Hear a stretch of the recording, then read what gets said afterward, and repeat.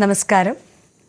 ഒരു ഇംഗ്ലീഷ് പഴമൊഴി ഇങ്ങനെ പറയുന്നു, where there is a will there is a വേ.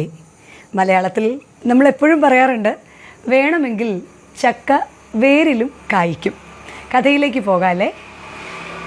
ജയിലിലാണ് ആ എഴുത്ത് മകൻ്റെ കയ്യിൽ കിട്ടുന്നത്. ഇറ്റലിക്കാരനായ ന്യൂജേഴ്സിയിൽ താമസിക്കുന്ന നല്ല പ്രായമുള്ളൊരപ്പൻ, ഒരേ ഒരു മകൻ ജയിലിൽ കിടക്കുകയാണ്. അദ്ദേഹത്തിന് അയച്ചൊരു കത്താണ്. ആ കത്തിൽ അപ്പൻ മകനോട് പറയുകയാണ്, പ്രിയപ്പെട്ട മോനെ, സങ്കടത്തോടെയും വലിയ വേദനയോടുകൂടിയാണ് അപ്പൻ ഈ എഴുത്ത് മോൻ അയക്കുന്നത്.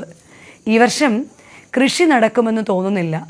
നീ ഇവിടെ ഇല്ലാത്തതിനാൽ ഈ പുരയിടമെല്ലാം കിളച്ച് ഇളക്കി മറിക്കാൻ ആരുമില്ല. എനിക്ക് തന്നെത്താനെ കുഴിയെടുക്കാനോ കിളച്ച് മറിക്കാനോ ഒന്നുമുള്ള ആരോഗ്യസ്ഥിതി ഇല്ല എന്ന് നിനക്കറിയാമല്ലോ. ഈ വർഷം കൃഷി ഇറങ്ങിയില്ലെങ്കിൽ എന്തൊക്കെയാകും കാര്യങ്ങളെന്നും എനിക്കറിഞ്ഞൂടാ. ഏറ്റവും ദുഃഖത്തോടെ നിൻ്റെ അപ്പൻ. ഇങ്ങനെയായിരുന്നു ആ കത്ത് അവസാനിക്കുന്നത്. എന്നാൽ ഈ കത്ത് വായിച്ച ഉടനെ തന്നെ മകൻ ആ കത്തിന് മറുപടിയായി എഴുതിയിട്ട് പോലീസുകാരുടെ കയ്യിൽ അത് പോസ്റ്റ് ചെയ്യാനായി കൊടുത്തു.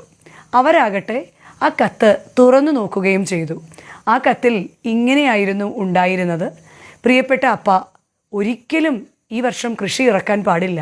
കാരണം നമ്മുടെ പുരയിടത്തിൻ്റെ പല ഭാഗത്തായിട്ടാണ് ഞാൻ പല തോക്കുകളും കുഴിച്ചിട്ടിരിക്കുന്നത്. കിളയ്ക്കുകയോ ഇളക്കി മറിക്കുകയോ ഒന്നും ചെയ്യാതെ പുരയിടം അങ്ങനെ തന്നെ കിടക്കട്ടെ എന്ന് സ്നേഹത്തോടെ സ്വന്തം മകൻ. പിറ്റേ ദിവസം തന്നെ പോലീസുകാർ അവിടെ കടന്നു ചെല്ലുകയും അവരുടെ പുരയിടമെല്ലാം ഇളക്കി മറിക്കുകയും ചെയ്തു. ഇതിൻ്റെ എല്ലാം വിശദ വിവരണങ്ങൾ അപ്പൻ മകന് വീണ്ടും എഴുതി. പ്രിയപ്പെട്ട മോനെ, എന്താണെന്ന് അറിഞ്ഞുകൂടാ. ഇന്നലെ കുറേ പേർ ഇവിടെ വന്നിരുന്നു. പലരും പല കാര്യങ്ങളും അന്വേഷിച്ച് നടക്കുന്നത് കണ്ടു. പിന്നീട് നമ്മുടെ പുരയിടമെല്ലാം കിളച്ച് മറിച്ചിട്ടിട്ട് നിരാശയോടെ അവർ മടങ്ങിപ്പോകുന്നത് കണ്ടു. എന്താണ് കാരണമെന്ന് അറിഞ്ഞുകൂടാ. ഞാനിനി എന്ത് ചെയ്യണം മകനെ എന്ന് സ്വന്തം അപ്പൻ. മകൻ മറുപടിയായി പറഞ്ഞു, ഇനി എന്ത് ചെയ്യാൻ, അപ്പൻ കൃഷി ഇറക്കിക്കോളൂ. ജയിലിൽ കിടക്കുന്ന ഒരു മകന് ഇത്രയൊക്കെ സഹായിക്കാൻ സാധിക്കൂ. പ്രിയമുള്ളവരെ, ഇതൊരു തമാശ രൂപേണ അവതരിപ്പിച്ച ഒരു ഇംഗ്ലീഷ് കഥയാണ് എങ്കിലും നമ്മുടെ ജീവിതത്തിൽ ഈ കഥ നൽകുന്ന വലിയൊരു പാഠമുണ്ട്. If there is a will there is a way എന്ന്.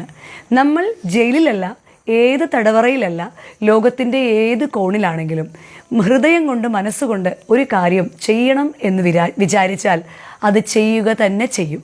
2, ചുറ്റിലുമുള്ളവർ മുന്നിലും പിന്നിലും നിന്ന് നിന്നേം കൊണ്ടോ ഇതോ ചെയ്യാനോ എന്ന് പറഞ്ഞാലും അതൊരു പ്രോത്സാഹനമായി കണ്ടുകൊണ്ട് പൂർണ്ണ ഹൃദയത്തോടുകൂടി ഹൃദയത്തിലെ ആഗ്രഹങ്ങളെ നിറവേറ്റുവാൻ ഉത്സാഹിക്കുന്ന ഒരാൾ എന്ത് ബുദ്ധിമുട്ട് സഹിച്ചും ആ കാര്യങ്ങൾ നേടിയെടുക്കുക തന്നെ ചെയ്യും.